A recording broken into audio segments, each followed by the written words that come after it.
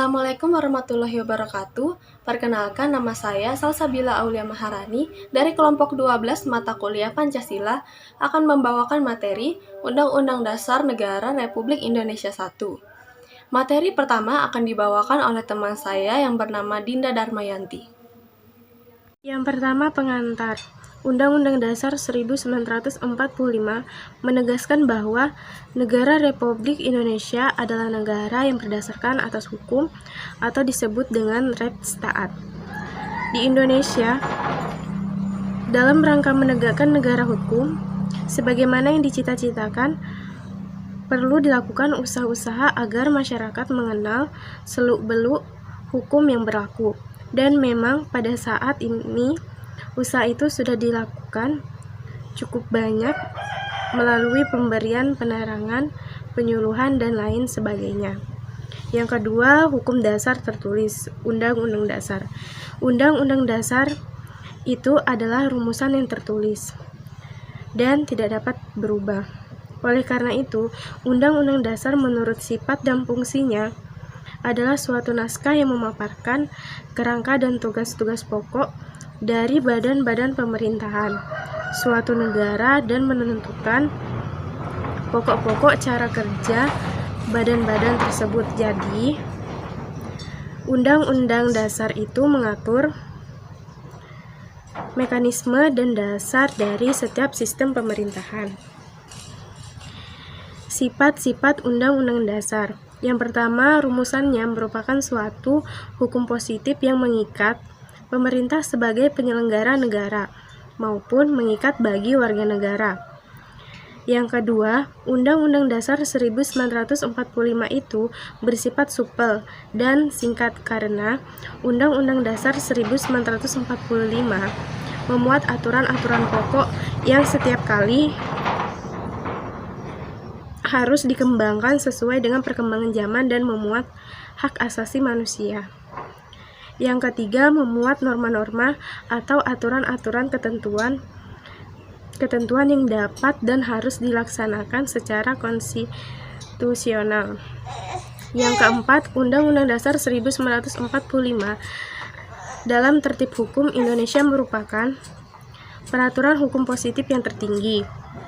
Di samping itu, sebagai alat kontrol terhadap norma-norma hukum positif yang lebih rendah dalam hierarki tertib hukum Indonesia. Jenis-jenis dan hierarki peraturan perundang-undangan di Indonesia. Yang pertama, Undang-Undang Dasar Negara Republik Indonesia tahun 1945. Yang kedua, ketetapan Majelis Permusyawaratan Rakyat. Yang ketiga, undang-undang atau peraturan pemerintahan pengganti undang-undang. Yang keempat, peraturan pemerintah. Yang kelima, peraturan presiden. Dan yang keenam, peraturan daerah provinsi. Dan yang ketujuh, peraturan daerah kabupaten atau kota. Yang ketiga, hukum dasar tidak tertulis atau konvensi.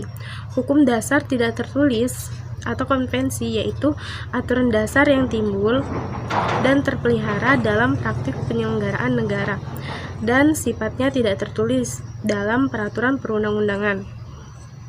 Hukum tidak tertulis merupakan hukum yang hidup atau berjalan dan tumbuh dalam kehidupan masyarakat atau adat dalam praktik ketatanegaraan.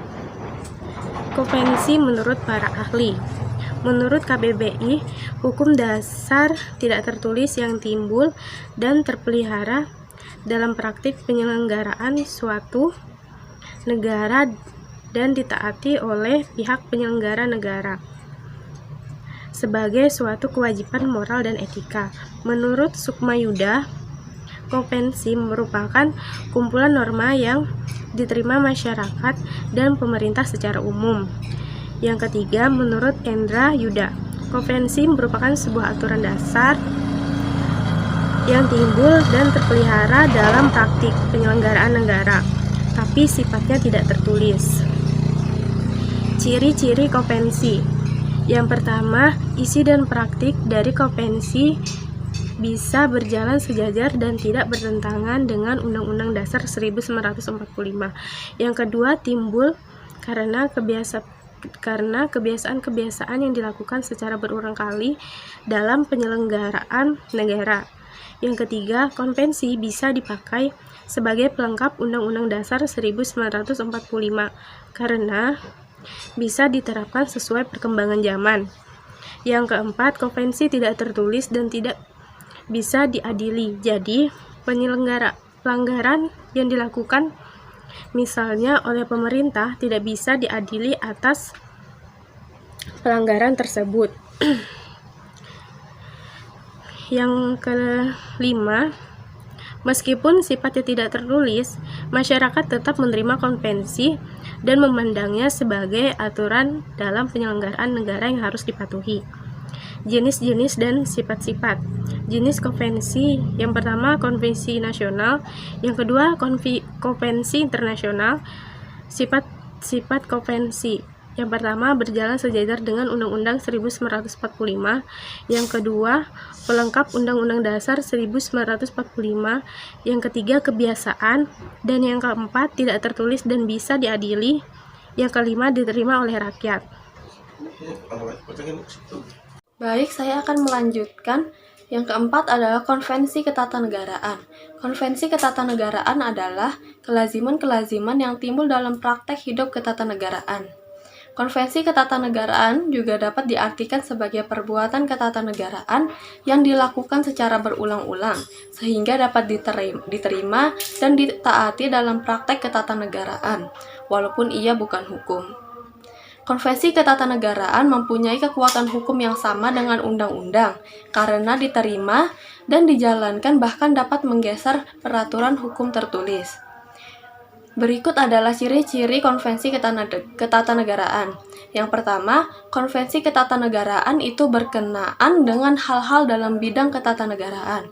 Yang kedua, kemudian konvensi ketatanegaraan tumbuh, berlaku, diikuti, dan dihormati dalam praktik penyelenggara negara.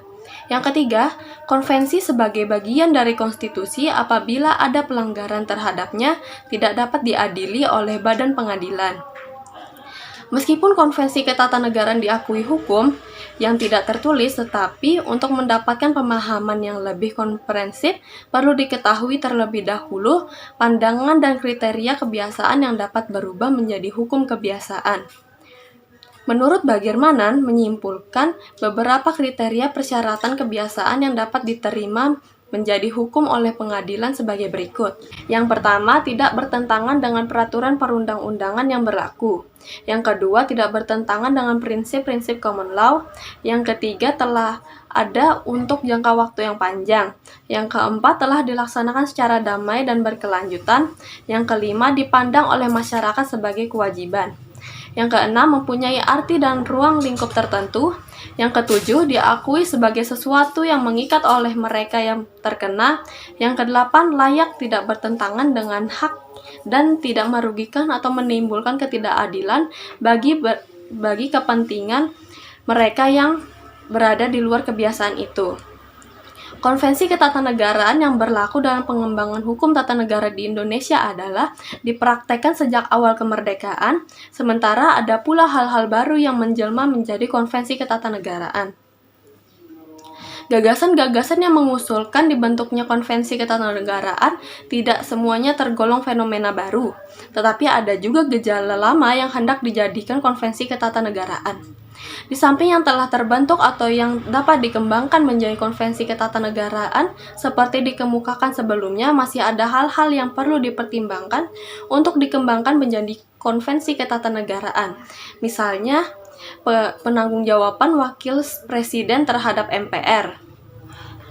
Persoalan berawal dari bagaimana wakil presiden yang melanggar haluan negara atau undang-undang dasar. Yang kedua, keikutsertaan DPR dalam pengangkatan menteri. Tanpa mengurangi kebebasan presiden untuk mengangkat dan memberhentikan menteri, perlu dipikirkan cara yang memperkokoh hubungan menteri dengan rakyat. Yang ketiga, hasil pemeriksaan Badan Pemeriksa Keuangan. Pasal 23 Undang-Undang 1945 menyatakan bahwa hasil pemeriksaan BPK diberitahukan kepada DPR. Lalu yang keempat, pelaksanaan perubahan undang-undang yang telah disetujui rakyat dalam suatu referendum. Berbeda dengan yang berlaku di beberapa negara seperti Perancis, referendum di Indonesia memiliki sifat khas karena bukan menjadi syarat berlaku suatu perubahan Undang-Undang Dasar 1945. Persoalannya adalah bagaimana cara agar referendum berisi persetujuan perubahan Undang-Undang Dasar 1945 tidak dikesampingkan oleh MPR. Dengan demikian, jika diteliti lebih lanjut, penyelenggaraan negara selama ini adalah berbagai kemungkinan yang dapat dikembangkan menjadi konvensi ketatanegaraan dan menjadikan sebagai aspek tersebut sebagai konvensi ketatanegaraan pada masa-masa yang akan datang. Kelemahan utama yang nampak pada bekerjanya konvensi ketatanegaraan dalam praktek bernegara adalah soal kepatuhan terhadapnya.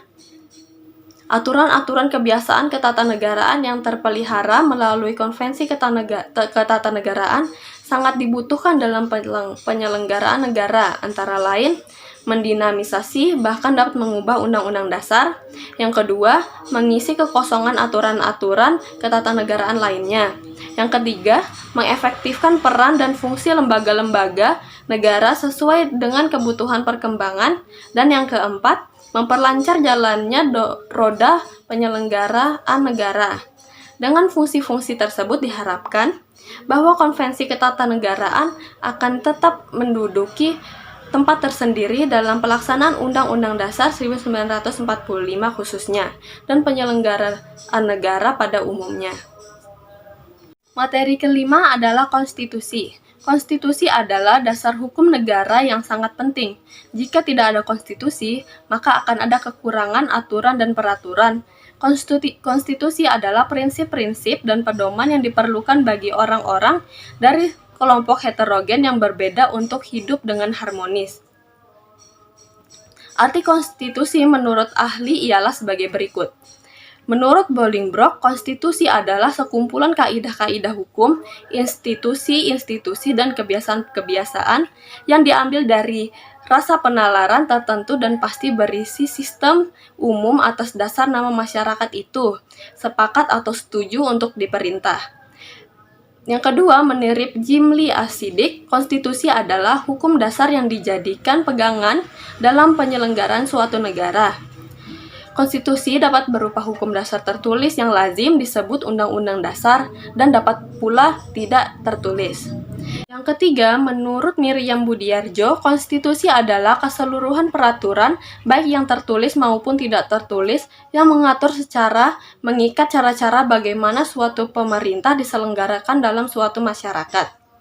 Yang keempat, menurut K.C. Weir, konstitusi adalah keseluruhan sistem ketatanegaraan suatu negara yang berupa kumpulan peraturan yang membentuk atau mengatur pemerintah dalam pemerintahan suatu negara. Yang terakhir, menurut C. Wade, konstitusi adalah suatu naskah yang memaparkan rangka dan tugas pokok dari badan pemerintah suatu negara dan menentukan pokok-pokok cara kerja badan tersebut. Tanpa adanya konstitusi, akan sulit bagi suatu negara untuk bertahan dalam jangka panjang. Ini sebabnya konstitusi disebut sebagai dasar negara. Menurut Jim Lee Asidik, ada 10 fungsi konstitusi bagi seluruh negara. Yang pertama, fungsi penentu dan pembatas kekuasaan organ negara. Yang kedua, fungsi pengatur hubungan kekuasaan antar organ negara.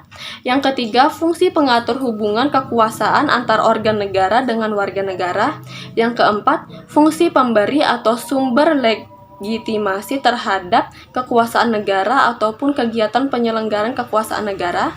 Yang kelima, fungsi penyalur atau pengalih kewenangan dari sumber kekuasaan yang asli kepada organ negara. Yang keenam, fungsi simbolik sebagai pemersatu.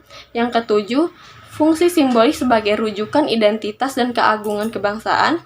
Yang kedelapan, fungsi simbolik sebagai pusat upacara atau seremoni. Yang kesembilan, fungsi sebagai sarana pengendalian masyarakat baik dalam arti sempit hanya di bidang politik maupun dalam arti luas mencakup sosial dan ekonomi.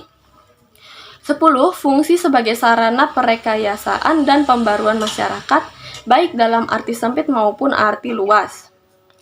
Dalam negara yang menganut asas demokrasi konstitusional, Undang-Undang Dasar mempunyai fungsi yang khas, yaitu membatasi kekuasaan pemerintahan sedemikian rupa, sehingga penyelenggara kekuasaan tidak bersifat sewenang-wenang, sehingga hak-hak warga negara diharapkan terlindungi. Jadi dalam anggapan ini, Undang-Undang Dasar mempunyai fungsi yang khusus dan merupakan perwujudan atau manifestasi dari hukum yang tertinggi yang harus ditaati bukan hanya oleh rakyat tetapi oleh pemerintah serta penguasa sekalipun. Setiap Undang-Undang Dasar memuat ketentuan mengenai soal-soal sebagai berikut. Yang pertama, organisasi negara.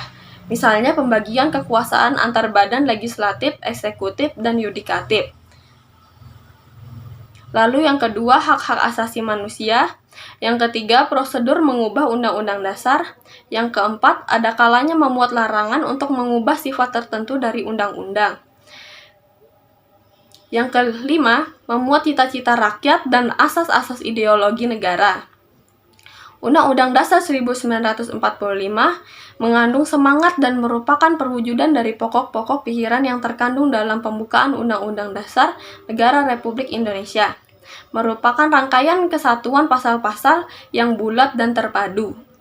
Di dalamnya, menurut Nur M.S. Bakri, berisi materi yang pada dasarnya dapat dibedakan antara 4 hal, yaitu pengaturan tentang fungsi sistem pemerintah negara, yang kedua, ketentuan fungsi dan kedudukan lembaga negara, yang ketiga, hubungan antara negara dengan warga negara, yang keempat, ketentuan hal-hal lain sebagai pelengkap.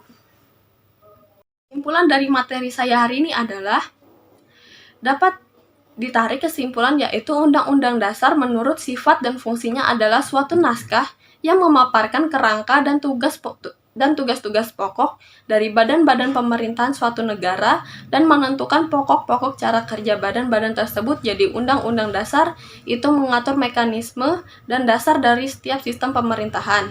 Sedangkan konvensi adalah hukum dasar yang tidak tertulis, yaitu aturan-aturan dasar yang timbul dan terpelihara dalam praktek penyelenggaraan negara meskipun sifatnya tidak tertulis. Kehadiran konvensi bukan untuk mengubah Undang-Undang Dasar 1945, oleh karena itu konvensi tidak boleh bertentangan dengan Undang-Undang Dasar 1945. Konvensi berperan sebagai partnership memperkokoh kehidupan ketatanegaraan di Indonesia di bawah sistem Undang-Undang Dasar 1945. Saran, pada hakikatnya baik hukum dasar tertulis maupun hukum dasar tidak tertulis adalah seperangkat akidah atau aturan yang mengikat seluruh warga negara baik secara langsung dan tidak langsung. Dan aturan-aturan ini seharusnya menjadi patokan sikap dan perilaku seluruh warga negara dalam kehidupan berbangsa dan bernegara tanpa memandang bulu. Namun, realitasnya hal ini seringkali berbanding terbalik dengan semua konsep-konsep dasar negara. Bahkan seringkali hukum dijadikan sebagai alat untuk meraih tujuan tertentu, untuk menguntungkan diri sendiri ataupun golongan tertentu.